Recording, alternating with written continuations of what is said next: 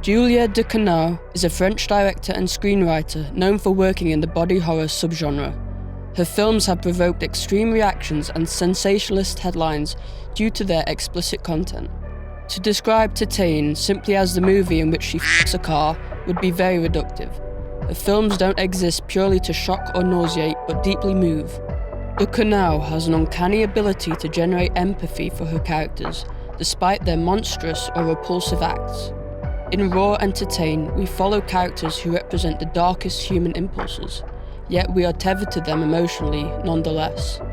She skillfully develops this audience character connection through the body, how it moves, contorts, hurts, and transforms.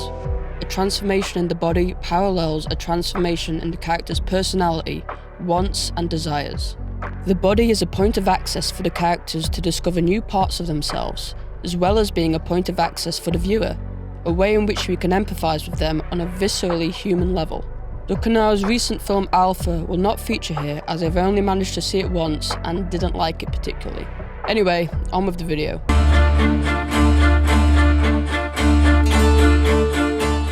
Raw follows Justine as she begins her first year at veterinary school, following in her parents' footsteps.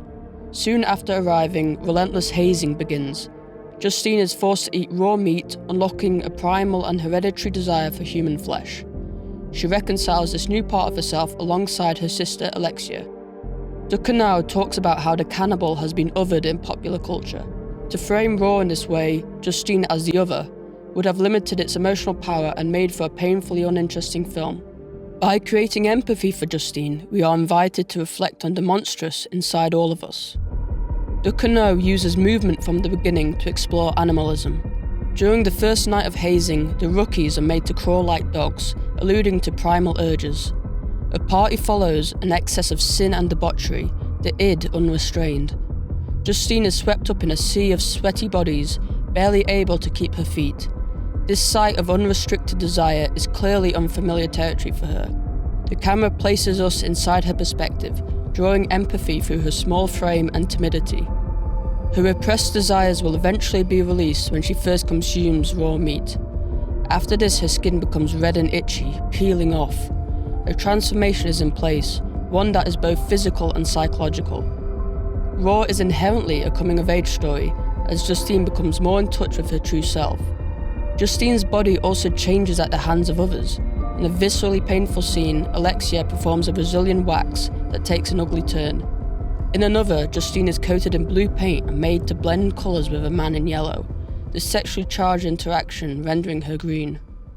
Cannibalism has always aligned itself with the erotic, a desire for human flesh having very sexual illusions. In Raw, sex and hunger intermingle. One of my favourite shots follows Adrian from Justine's POV as he plays football. His bare flesh is enticing, but Justine's lust is ambiguous. She wants to devour him, but in what way? As Justine grows more confident about her cravings, she finds a new excitement in her own body and sexuality, dancing provocatively to herself in the mirror. Ducournau shoots scenes intimately, drawing us into Justine's bodily experience. One of the oldest lessons in filmmaking is to show, not tell. We interpret her transformation through the body, not words. Justine is no longer other, but a reflection of our own insecurities and desires.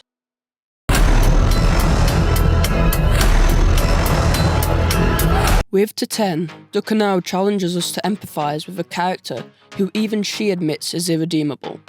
Alexia is an erotic dancer at a car show, and yes, she does f*** one of the cars. She is also a serial killer who is forced on the run after leaving a trail of destruction.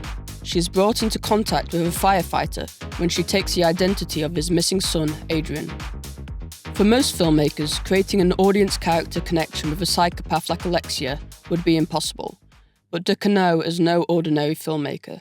She cites in interviews that she specifically used the body as an emotional tether. We may not be able to relate to senseless killing, but we can relate to the pain and exhaustion Alexia goes through in the opening section. Her transformation into Adrian, in which she binds her chest and breaks her nose, is shown in full.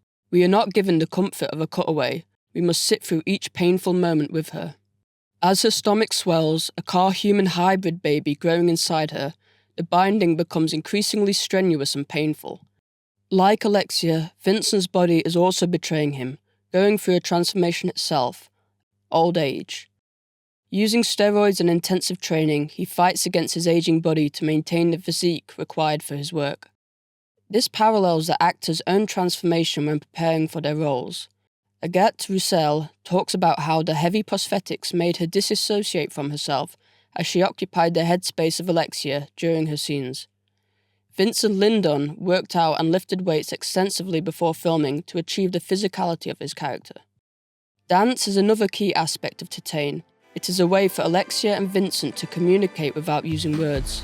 Key needle drops such as She's Not There by the Zombies link thematically and present an opportunity for the two to develop an emotional connection.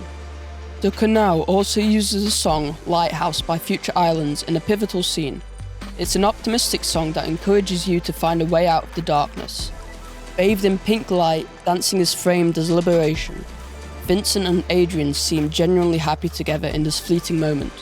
The firefighters also dance, seemingly free of insecurity or a need to be hyper-masculine. This is contrasted to the thumping beats and aggressive mosh pitting we get later on. Adrian offsets this masculinity by performing an erotic dance which stuns and confuses the firefighters. Ducournau is exploring sexuality and identity through movement and dance. Ducournau is unlike any filmmaker in finding ways to use the body to explore characters and develop empathy towards them. She uses movement, dance, and violence to inform us about the characters and their interior worlds rather than using dialogue. Body horror has always been a way of externalizing character transformations in extreme and visceral ways. This video was more a series of musings than a tightly constructed essay, and there is plenty more to unpack in her films. I can't wait to see what she works on in the future and to what extent she can draw intrigue for the monstrous and repulsive.